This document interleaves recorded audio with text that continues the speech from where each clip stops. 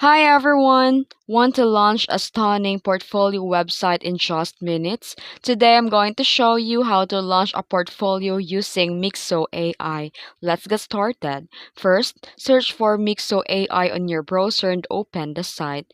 Then here in the main page, you'll see a prompt box. Enter your website name and short description of what your portfolio is all about. You can be detailed and specific about your idea.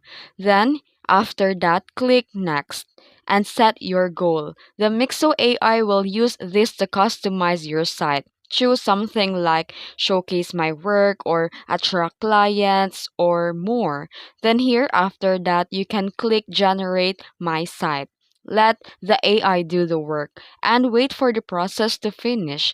Then explore a new portfolio and customize the color. You can add images, you can edit the layout, fonts, and more. And wait for the process to finish, then that's it. And in just a few clicks, you have a ready to go portfolio website using Mixo AI. Now it's time to share it with the world. If you found this video helpful, don't forget to like and subscribe for more tutorials. Thanks for watching.